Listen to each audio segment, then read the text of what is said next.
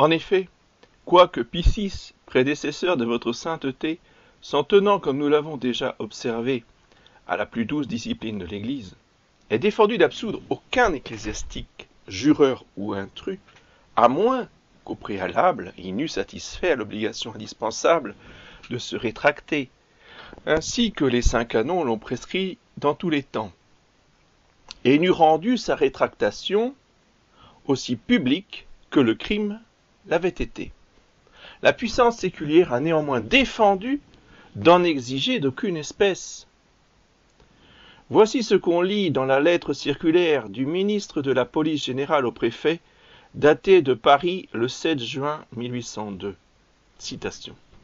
Vous devez porter une égale attention à ce qu'aucun des partis qui ont divisé l'Église n'exige aucune espèce de rétractation. Je vous ai fait connaître la volonté du gouvernement à cet égard. On ne peut, sans la méconnaître, demander aux prêtres ni serment, ni formule, autre que la déclaration qu'ils adhèrent au concordat et qu'ils sont dans la communion des évêques nommés par le premier consul. Si l'on se croyait autorisé de part et d'autre à demander des rétractations réciproques, où seraient les fruits de la réconciliation religieuse dans laquelle doivent s'éteindre toutes les haines et tous les souvenirs du passé? L'organisation des cultes est dans l'Église ce que le 18 Brumaire est dans l'État. Ce n'est le triomphe d'aucun parti, mais la réunion de tous dans l'esprit de la République et de l'Église. C'est merveilleux, ça, fin de citation. C'est un chef-d'œuvre, c'est un bijou. C'est la réunion de tous dans l'esprit de la République et de l'Église. Les évêques réfractaires continuent.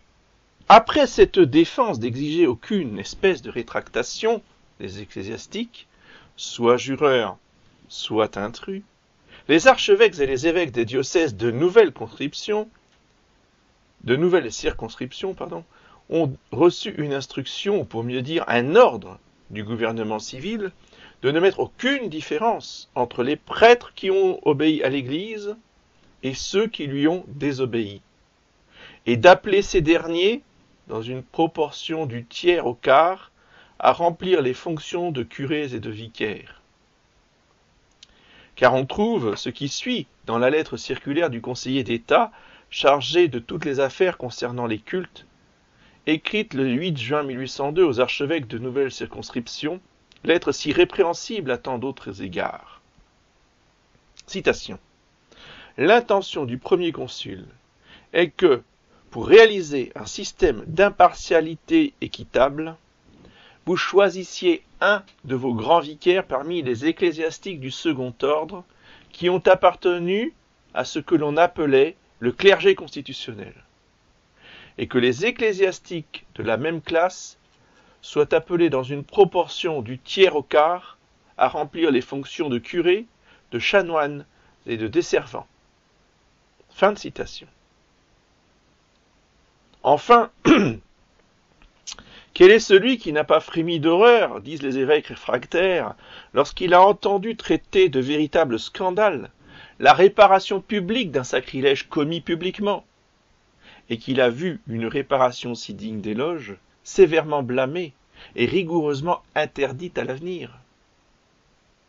Le Saint Concile de Trente, inviolablement attaché à la doctrine des apôtres, a tracé dans les termes suivants la règle que doivent observer ceux qui auraient commis des fautes publiques. L'apôtre, dit le Concile, avertit que les pécheurs publics doivent être repris publiquement.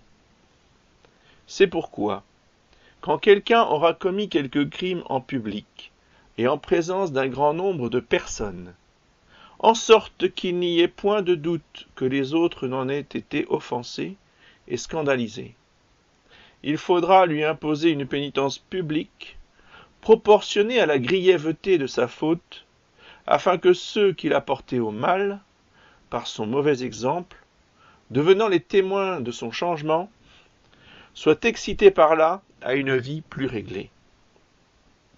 Fin de citation.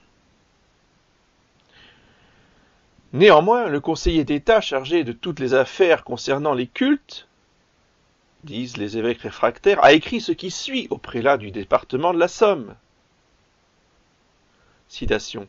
« Avec votre lettre du 10 du courant, j'ai reçu, citoyen préfet, les pièces qui constatent la rétractation publique faite par Claude de la Cour, prêtre marié, et l'anathème dont il frappe son mariage.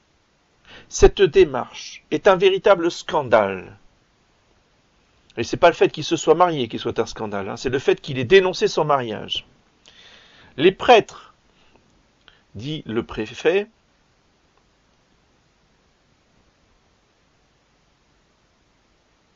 le prêtre, donc dit le conseiller d'État, qui administre la paroisse ou l'église dans laquelle Delacour a fait sa rétractation solennelle, aurait dû veiller à ce que pareil scandale n'eût pas lieu, et vous les avez très justement rendus responsables pour l'avenir de tout événement pareil. Fin de citation. Quoi donc? Est-ce que le scandale ne vient pas ici tout entier de la part de ces malheureux prêtres qui ont osé se marier? Demandent les évêques réfractaires. Et le simple bon sens, ne dit-il pas qu'on ne peut faire un crime à un pécheur de réparer publiquement un scandale qu'il a donné en public? Les choses sont totalement inversées, c'est ça que ça veut dire. Les valeurs sont totalement inversées. Je continue la lecture des évêques réfractaires. Pour justifier de si étranges mesures, on allègue le prétexte de rétablir la paix et l'unité, mais, comme le disait autrefois saint Hilaire de Poitiers, citation, « S'il n'y a effectivement rien de plus spécieux et de plus beau que les noms de paix et d'unité, personne ne peut ignorer que l'Église et l'Évangile ne connaissent d'autre paix, ne connaissent d'autre unité que la paix de Jésus-Christ et que l'unité de Jésus-Christ. » Fin de citation. Il n'y a de véritable paix que celle qui, étant conforme à la vérité de l'Évangile, est la paix de Jésus-Christ. Il n'y a pareillement de véritable unité que celle qui, étant conforme à la vérité de l'Évangile, est l'unité de Jésus-Christ.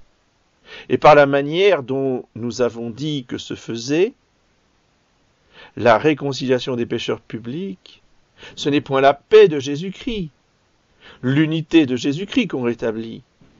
Mais au mépris de la vérité évangélique, on introduit dans l'Église un simulacre de paix, un simulacre d'unité, beaucoup plus dangereux qu'une guerre ouverte et qu'un schisme déclaré.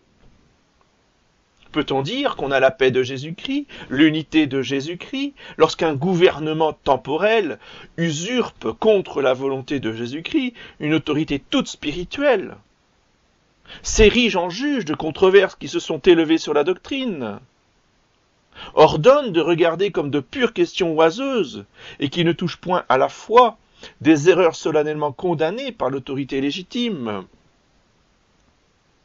Lorsqu'il décide que la rétractation de ces erreurs n'est pas nécessaire, et qui plus est, lorsqu'il ne craint pas de défendre ces rétractations qui ont été prescrites par l'autorité ecclésiastique, et va jusqu'à fixer de nouvelles conditions, lesquelles, selon lui, n'ont rien que de licite, et sont suffisantes pour réconcilier avec l'Église.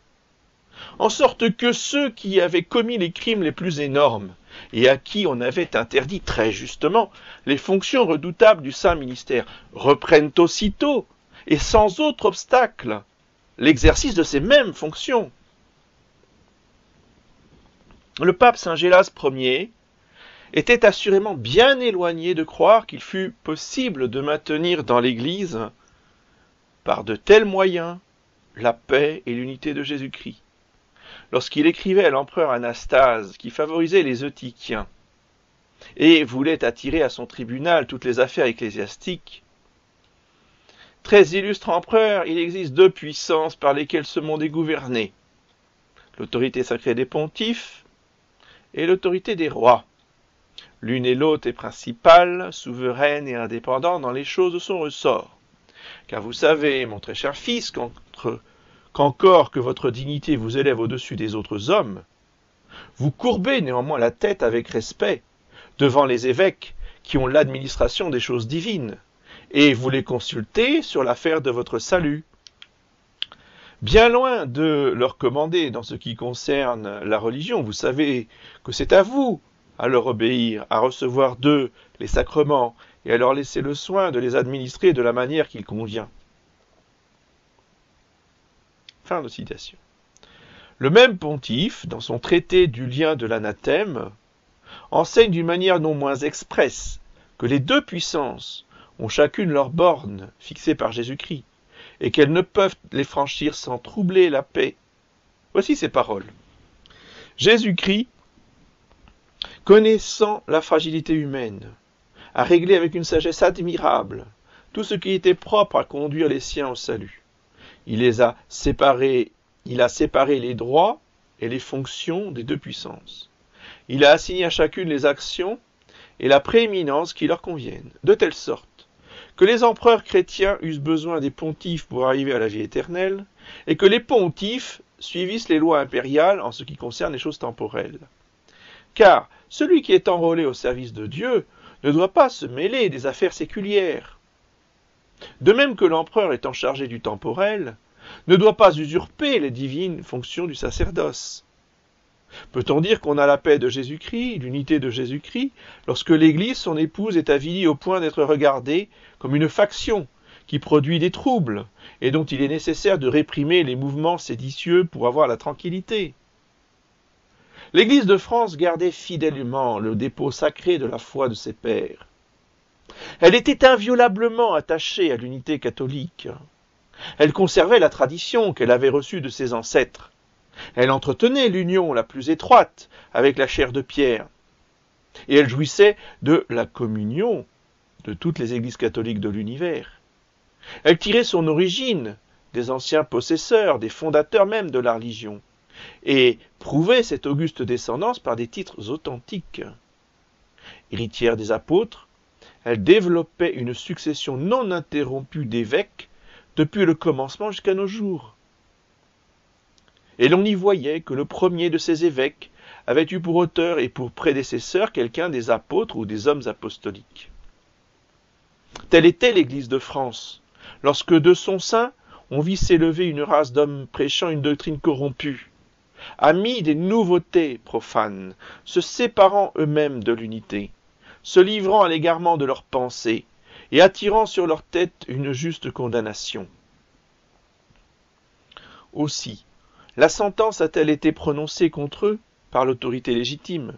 Leurs mauvaises œuvres ont été punies comme elles le méritaient, car des écrits ont été envoyés au siège apostolique, et il en est venu des réponses. La cause est finie, plaise au ciel que l'erreur finisse aussi. On représente l'Église comme ayant été déchirée par différentes factions, comme si l'arbre planté par la main du Seigneur lui-même et porté sur des racines aussi vigoureuses qu'inébranlables, ne conservait pas toujours la même force, quoique les rameaux qui en ont été séparés ne puissent plus produire de fruits, à moins que, par un effet de la miséricorde de Dieu, ils ne soient hantés de nouveau. Pie VI était-il donc le chef d'une faction, lorsque, s'acquittant des devoirs de l'apostolat, il a déclaré et prononcé du haut de son siège que de l'aveu et du consentement unanime de toute l'Église de France, les serments civiques devaient être regardés comme autant de parjures et de sacrilèges, absolument indignes non seulement de tout ecclésiastique, mais de tout bon catholique, et que tous les actes subséquents devaient être réputés schismatiques, entièrement nuls, et qu'ils méritaient d'être soumis aux censures les plus graves. Considérons donc, continue le même pontife, cette multitude de crimes qui établissent et fortifient de plus en plus le schisme dans le royaume de France, qui a si bien mérité de la religion et qui nous est si cher. Nous avons été vivement touchés d'un spectacle aussi lamentable.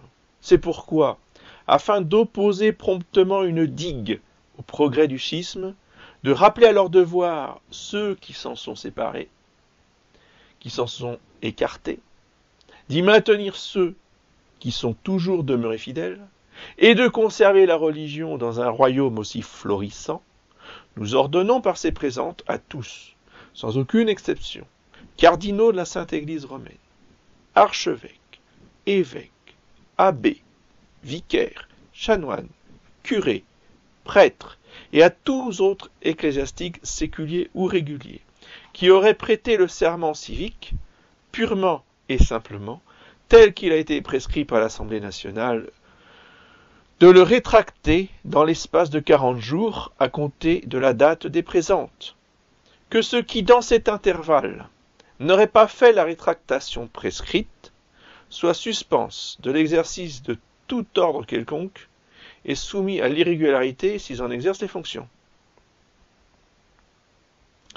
Pour prévenir de plus grands maux, nous ordonnons et déclarons que toutes les élections faites jusqu'à ce jour, sans qu'il soit nécessaire que nous les nommions expressément, ainsi que celles qui pourraient se faire dans la suite par les électeurs des municipalités ou des districts, selon les formes prescrites par sa constitution civile du clergé, aux églises épiscopales ou paroissiales de France, tant d'anciennes que de nouvelles et illégitimes érections, quand même lesdites places seraient vacantes, et à plus forte raison si elles sont occupées, sont et demeurent pour toujours illégitimes, sacrilèges, invalides et de toute nullité. En conséquence, nous les cassons, annulons, abrogeons par ces présentes, et dès à présent pour le temps où elles auraient lieu, déclarant en outre que ces sujets élus irrégulièrement et sans aucun droit, et tous ceux qu'on pourrait élire par la suite aux évêchés et aux cures, sont privés de toute juridiction ecclésiastique et spirituelle pour le gouvernement des âmes. Que les évêques illicitement consacrés jusqu'ici, ou qui le seraient à l'avenir, demeurent et demeureront suspens de tout exercice des fonctions épiscopales, ainsi que les curés illicitement institués, ou qui le seraient par la suite, suspens de tout exercice des fonctions sacerdotales, de laquelle peine de suspens les susdites ne pourront être relevées que par nous, ou par ceux qui en auront reçu le pouvoir du siège apostolique. Fin de citation. Votre sainteté elle-même, commentent les évêques réfractaires, était-elle donc à la tête d'une faction, lorsque, dans la lettre encyclique qu'elle nous a adressée au commencement de son pontificat, elle nous disait, en terminant cette lettre, « Nous ne pouvons vous dissimuler, vénérables frères, que nous sommes saisis d'une tristesse profonde, et que notre cœur est en proie à une continuelle douleur au souvenir des Français, nos chers enfants. Que pourrait-il nous arriver de plus désirable que de donner notre vie pour eux, si notre mort devait procurer leur salut? Nous avons cependant, et nous nous plaisons même à le dire hautement, qu'il est une chose qui contribue beaucoup à diminuer et à adoucir l'amertume de notre douleur.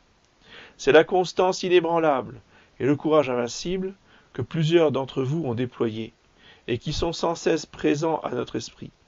Des personnes de tout âge, de tout sexe, de tout rang, qui ont admirablement imité vos exemples, en préférant et se faisant gloire de souffrir toutes sortes d'injures, de supplices et la mort même, plutôt que de se souiller d'un serment illicite et criminel, et de ne pas obéir aux décrets et aux jugements du siège apostolique. Certes, si l'histoire de nos jours rappelle à la mémoire les cruelles persécutions des premiers siècles, on a vu aussi renaître le courage et l'intrépidité. Fin de citation de Pie VII.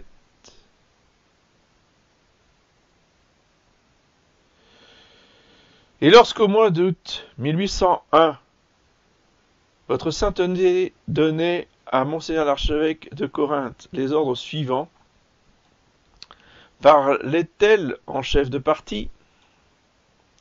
La joie de notre cœur ne serait pas entière, et il s'en faudrait même de beaucoup que nous puissions en goûter complètement la douceur, si dans ces heureuses circonstances il se trouvait quelqu'un qui refusa de saisir l'occasion de se réunir à nous, et rejeta le bienfait de la réconciliation que nous offrons aujourd'hui à tous les coupables, dans la pleine effusion de notre cœur paternel. Imitant en cela la charité du souverain pasteur, dont malgré notre indignité nous sommes le vicaire sur la terre. C'est pourquoi, vénérables frères, nous avons résolu de vous manifester les sentiments qui nous animent, afin que vous puissiez les faire pleinement connaître, de notre part, à tous les archevêques et évêques qui ont occupé en France des sièges archiépiscopaux ou épiscopaux sans l'institution du siège apostolique. Ce sera à vous de les exhorter, en notre nom, à écouter les paroles qu'une charité paternelle nous engage à leur adresser. Nous ne voulons pas même soupçonner qu'ils puissent refuser de prêter volontiers l'oreille à nos prières, qu'ils s'empressent donc de se rendre à nos instants de sollicitation en revenant à l'unité catholique. Donc, ils l'avaient bien perdu. Que chacun d'eux nous écrive pour promettre une pleine obéissance et soumission au pontife romain, qu'il déclare adhérer de cœur et d'esprit et être entièrement soumis au jugement du siège apostolique sur les affaires ecclésiastiques de France, et qu'ils renoncent aussitôt aux sièges archiépiscopaux ou épiscopaux qu'ils ont occupés sans l'institution du siège apostolique. Fin de citation. Étaient-ils donc aussi des factieux, ces invincibles et innombrables athlètes qui, inséparablement attachés à l'unité catholique, ont eu de grandes afflictions et de rudes combats à soutenir, ont servi de spectacle à l'univers par la patience avec laquelle ils ont enduré les opprobres et les mauvais traitements, et par la joie avec laquelle ils se sont vus enlever leurs biens? Étaient-ils des factieux, ces héros de la religion, qui ont été prêts à faire le sacrifice de leur vie plutôt que de violer les lois de Dieu ou celles de leur père, et dont un si grand nombre ont effectivement résisté jusqu'à l'effusion de leur sang, et ont souffert une mort glorieuse en combattant contre le schisme? Non, non, il n'en est pas ainsi. Et il ne peut y avoir lieu à demander de part et d'autre des rétractations réciproques. D'un côté se trouve la vérité et l'autorité légitime, de l'autre l'erreur, la désobéissance et l'obstination. Il faut de toute nécessité que la vérité soit reconnue, que l'erreur soit rétractée, que les esprits trop longtemps rebelles et indociles consentent enfin à plier la tête sous le joug de l'autorité légitime. Que lorsqu'il s'agit d'intérêts purement temporels, les différends qui s'élèvent puissent quelquefois se terminer par des cessions mutuelles, et que les parties divisées se réunissent sans qu'aucune d'elles prétende s'attribuer la victoire, nous ne nous y opposons pas. Mais, lorsqu'il s'agit de la foi et de l'unité catholique, l'Église du Dieu vivant, qui est la colonne et le soutien de la vérité, ne connaît pas tous ces tempéraments. Cette Église que Jésus-Christ a acquise par son sang, établie pour défendre les droits de Dieu, conservant fidèlement et dans toute sa pureté, avec l'assistance de son époux, le dépôt qu'il a confié à son épouse, gouvernant en vertu de l'autorité qu'elle tient d'en haut les hommes qu'elle enfante pour le ciel, cette Église, constituée pour tous les siècles, l'arbitre souveraine de la paix, et à qui il appartient d'en dicter toujours les conditions, qui pardonne à ceux qui se soumettent à ses jugements, mais qui est inexorable envers ceux qui persévèrent dans la révolte, car toutes les guerres qu'on déclare à la foi et à l'unité catholique ne peuvent se terminer que par l'extinction de l'erreur et du schisme, et par le triomphe complet de cette même foi et de cette même unité. La paix de Jésus-Christ, l'unité de Jésus-Christ ne sont pas non plus rétablies lorsqu'on exige d'une grande partie des curés et des autres prêtres employés dans le saint ministère, soit prises parmi ceux qui ont résisté à l'autorité de l'Église et qui ne lui font aucune satisfaction de leur mauvaise conduite, lorsqu'on va même jusqu'à regarder comme des crimes les réparations publiques des scandales publics et qu'on les défend sous peine de punition, ce qui ne manque pas d'exciter l'indignation de tous les gens de bien. Lorsqu'on forme des projets aussi détestables et qu'on les exécute, on montre par un exemple qui ne sera jamais assez déploré que la paix et l'unité de Jésus-Christ ont pu être violées impunément. On introduit une nouvelle méthode de réconcilier les hérétiques et ceux qui se séparent eux-mêmes. Méthode que ne connut jamais l'Église de Dieu. Car si cette tendre mère est toujours prête à consoler ceux qui demandent à rentrer dans son sein, après avoir perdu la foi et rompu l'unité, aussi est-elle inflexible à ne jamais accorder le pardon aux pécheurs impénitents qui s'obstinent dans leurs erreurs. Elle se sépare d'eux, elle ne cesse de les reprendre, et ne leur accorde le bienfait de sa paix et de l'unité de sa communion que lorsqu'ils ont condamné eux-mêmes leurs mauvaises actions, pleinement satisfaits pour leurs fautes passées, qu'ils ont mieux aimé s'accuser que de se justifier. L'Église a constamment maintenu sur ce point la sévérité de sa discipline, et ne s'est jamais relâchée d'une vigueur aussi salutaire qu'indispensable. C'est ce qu'atteste de la manière la plus énergique le pape Saint Gélas Ier, que l'on parcourt les annales de la religion chrétienne, disait ce saint pontife dans son avertissement à Faust, et que l'on cite un seul fait, un seul exemple, qui prouve que dans l'Église de Dieu, les pontifes, les apôtres, Jésus-Christ lui-même, n'aient jamais accordé le pardon à d'autres qu'à ceux qui ont témoigné un sincère repentir. On n'a lu nulle part, jamais on n'a entendu dire qu'on ait entendu tenir un langage pareil à celui qui sort de la bouche de ces gens-ci. Pardonnez-nous, mais permettez-nous en même temps de persévérer dans nos erreurs. Fin de citation. Il ne faut donc pas croire, quoi qu'on ait pu dire contre nous tant de calomniateurs et d'hommes mal intentionnés, il ne faut pas croire qu'en nous plaignant de ce que ceux qui ont attaqué la foi et rompu l'unité n'en ont pas fait une pleine et entière réparation, nous soyons inspirés par la haine que nous leur portons, bien éloignés d'une disposition si condamnable, en même temps que nous accomplissons le devoir qui nous impose le zèle pour la loi, nous n'en conservons pas moins à leur égard, au fond de nos cœurs, l'amour fraternel et la charité évangélique. Dieu nous est témoin, avec quelle tendresse nous les chérissons tous dans les entrailles de Jésus-Christ. C'est pour cela que nous le prions de leur accorder la grâce de discerner ce qui est le meilleur. C'est pour cela que nous les conjurons eux-mêmes de mettre ordre à leur conscience par une sincère conversion, afin qu'ayant apaisé la colère du souverain juge, ils évitent de tomber dans ses mains vengeresses. C'est pour cela, enfin, que nous leur adressons, dans toutes les fusions de nos cœurs, ces belles paroles de saint Augustin, que ce mur de séparation élevé par l'erreur soit abattu. Et soyons ensemble. Reconnaissez-moi pour votre frère, et je vous reconnais pour mon frère. Mais le schisme, l'erreur, la dissension mis à l'écart, que tout cela soit corrigé, et vous êtes avec moi. Fin de citation de saint Augustin. Mais aujourd'hui, il n'est point abattu ce mur de séparation élevé par l'erreur. Il est ordonné, au contraire, de fermer les yeux sur l'obstination des errants, afin de pouvoir présenter une fausse apparence de paix. On prescrit de dissimuler l'impénitence de ceux qui sont tombés, afin de pouvoir présenter une fausse apparence d'unité. Il est évident qu'on peut bien appliquer à des dispositions si contraires à l'esprit et aux lois de l'Église ce que dit saint Maxime, abbé et martyr. Ne me donnez point un pareil état de choses pour une réunion, c'est plutôt une dissension et une discorde. Car à mon avis, le nom et la réalité de la paix ne seraient subsister qu'autant que l'on se soumet au décret et à l'autorité des saints-pères. Fin de citation. Cependant, il est encore d'autres mots énormes qui résultent de la défense qu'on a faite de rétracter l'erreur, d'abjurer le schisme et de réparer le scandale qui en a été la suite, ainsi que de l'ordre qui a été donné d'admettre aux fonctions saintes les ecclésiastiques dont la conduite a été criminelle sans exiger d'eux aucune pénitence, aucune preuve préalable.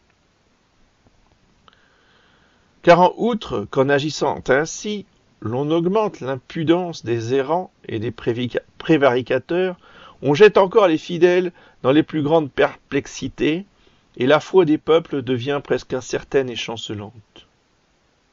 Aussi se rencontre-t-il des fidèles qui, lorsqu'ils viennent à comparer ce qu'ils ont vu avec ce qu'ils voient maintenant, ne savent plus quel parti prendre, ni à quoi s'en tenir.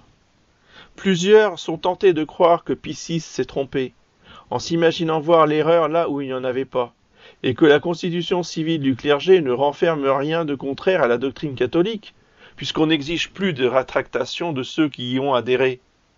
Beaucoup d'autres croient avoir un juste sujet de se plaindre amèrement, de ce qu'on les a gratuitement et sans cause exposés aux fureurs de la persécution la plus cruelle, en leur défendant de communiquer dans les choses saintes avec les intrus et les réfractaires quels qu'ils fussent, puisque ces mêmes hommes sont maintenant admis à exercer toutes les fonctions du saint ministère, sans avoir préalablement condamné leur intrusion et leur résistance à l'autorité de l'Église.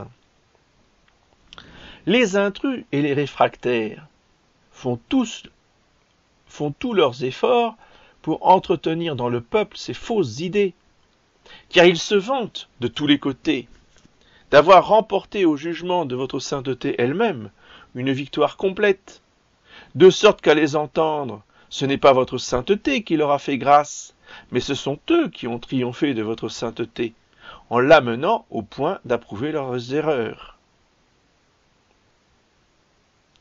Enfin, ce qui met le comble au mal, c'est que le salut éternel d'une multitude innombrable d'âmes se trouve exposé au plus grand danger, puisque d'un côté, il est prescrit de livrer une partie considérable du troupeau racheté au prix du sang de Jésus-Christ à des pasteurs qui ne laissent aucun lieu d'espérer qu'ils les conduiront dans de bons pâturages. Tandis que de l'autre, il est ordonné d'éloigner des fonctions saintes de dignes ministres qui auraient pu servir si utilement à la religion. D'où il arrive que les premiers sont récompensés d'avoir rompu l'unité et foulé aux pieds les lois de l'Église, et que les seconds sont punis pour avoir montré une constante et inviolable fidélité. Témoins de malheurs aussi affreux, comment pourrions-nous nous empêcher d'exhaler les mêmes plaintes que faisait autrefois saint Jean Chrysostome en ces termes ? Nous voyons des hommes élevés aux honneurs, pour cela même qui aurait dû leur attirer le plus sévère châtiment. Et ce qui devrait leur interdire l'entrée de l'Église leur devient un titre pour parvenir aux dignités du sanctuaire. Cependant, on ne s'en tient pas là. On ne se contente pas de choisir des ministres indignes de l'être. On donne l'exclusion à ceux qui auraient mérité d'être choisis. Il semble que ce soit proposé d'ébranler tout à la fois, par ces deux moyens, la solidité de l'Église, et comme si le premier ne suffisait pas, on y ajoute encore le second. Mais à mon avis, il n'est pas moins funeste d'écarter les ministres utiles que d'employer ceux qui ne le sont pas. Nous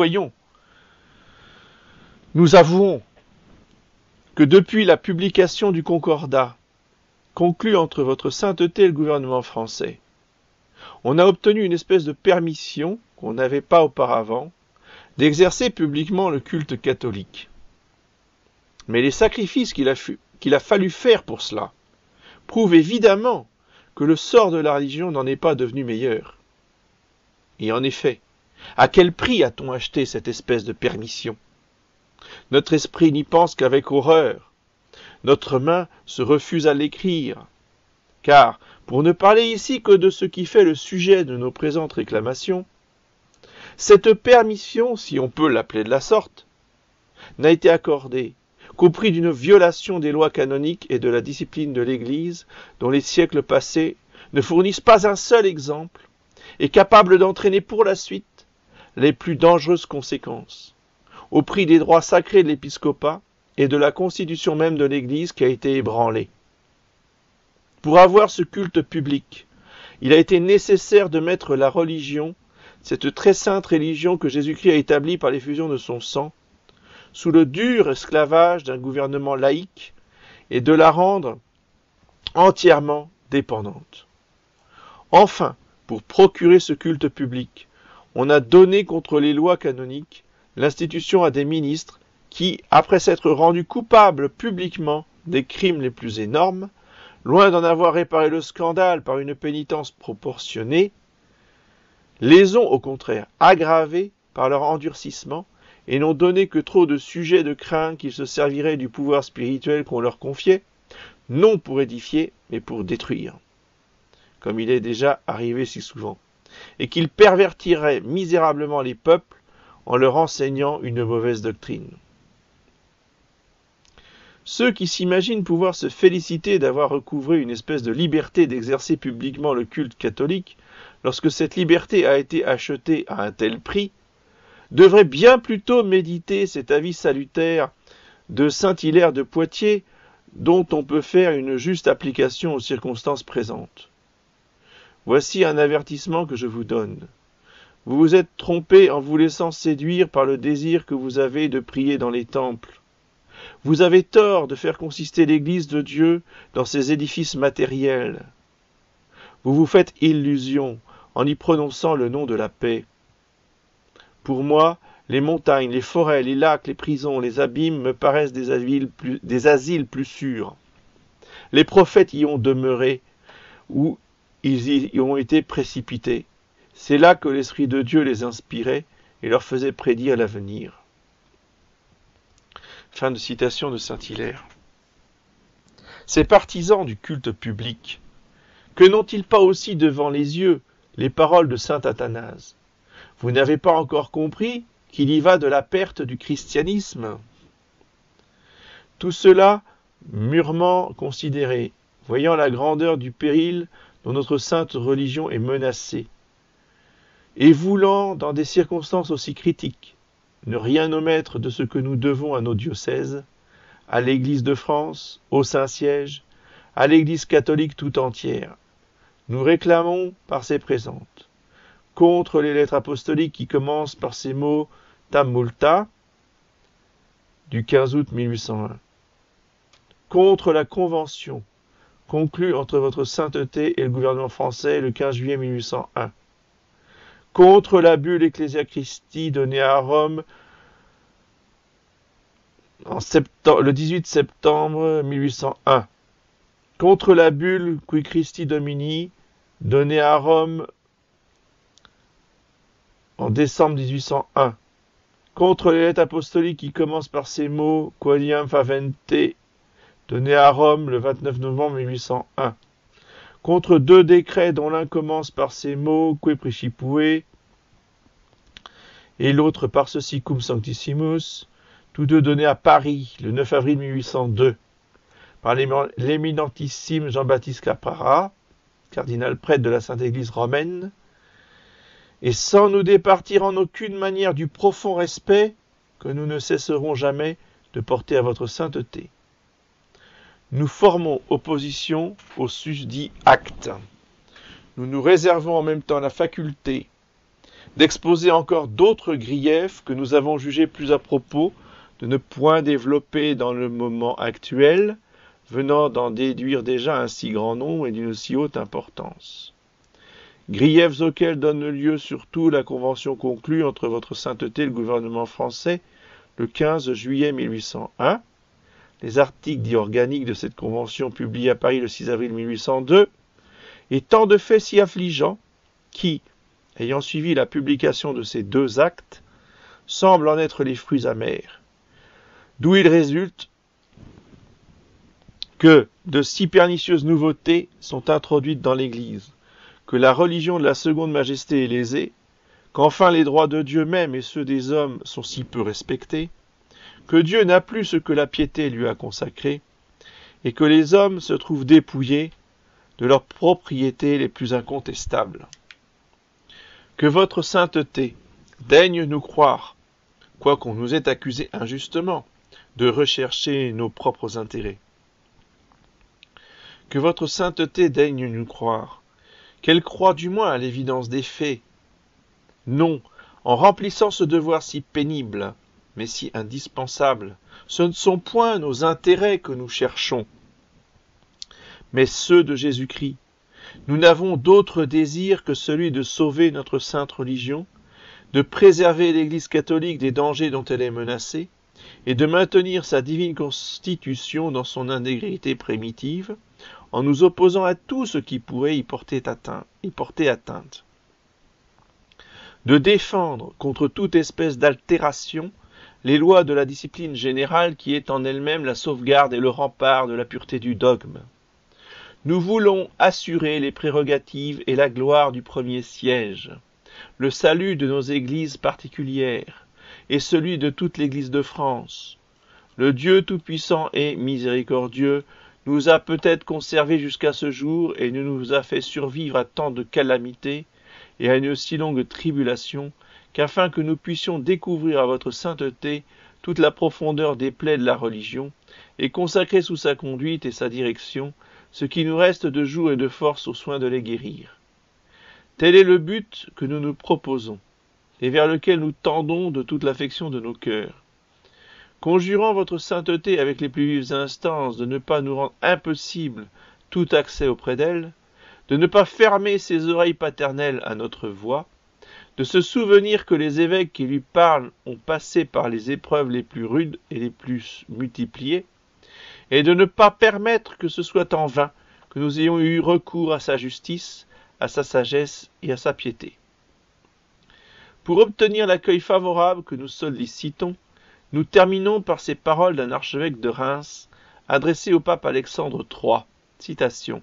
« De peur que ce qui a été entrepris par un gouvernement n'entraîne pour l'avenir de funestes conséquences et que d'autres puissances du siècle ne veuillent s'en prévaloir pour opprimer les églises, nous supplions votre paternité, sur laquelle tout l'univers a maintenant les yeux fixés, de veiller aux intérêts de sa propre gloire et de pourvoir en même temps à la liberté et au salut de l'Église. » Fin de citation.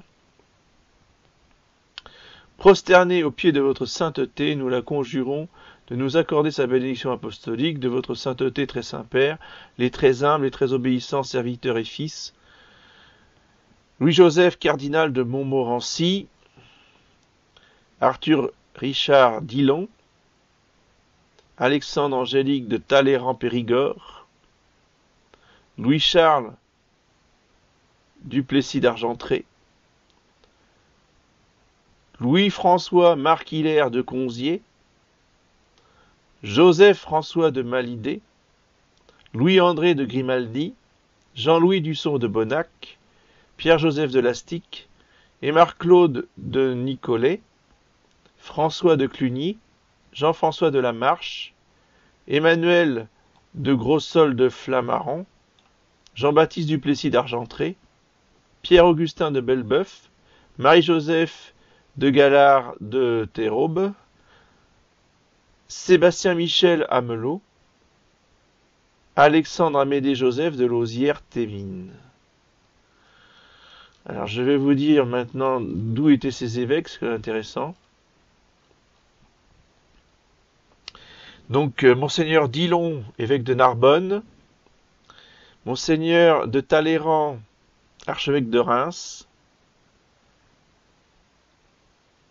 Monseigneur Duplessis, évêque de Limoges, Monseigneur de Conzié, évêque d'Arras, Monseigneur de Malydé, évêque de Montpellier, Monseigneur de Grimaldi, évêque de Noyon, Monseigneur de Bonnac, évêque d'Agen, Monseigneur de Lastic, évêque de Rieux, Monseigneur de Nicolet, évêque de Béziers, Monseigneur de Cluny, évêque de Riez, Monseigneur de la Marche, évêque de Léon, en Bretagne donc,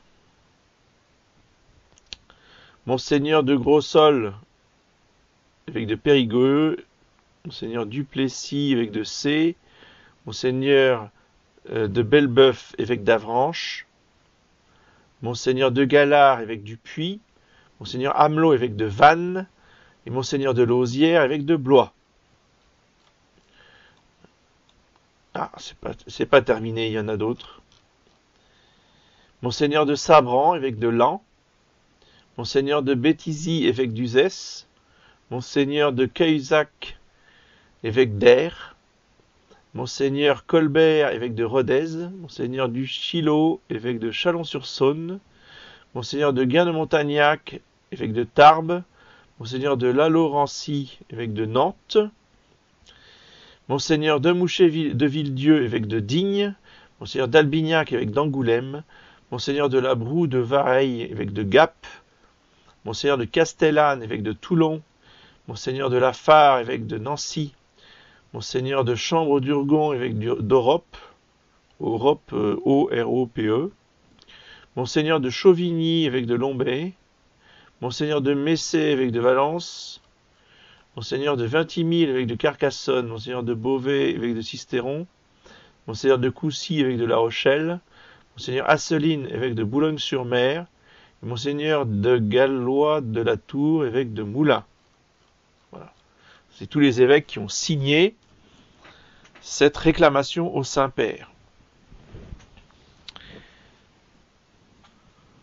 Je pense qu'il y a beaucoup de leçons à tirer de ces enseignements, et cela nous montre la gravité de ce qui s'est passé au moment du Concordat.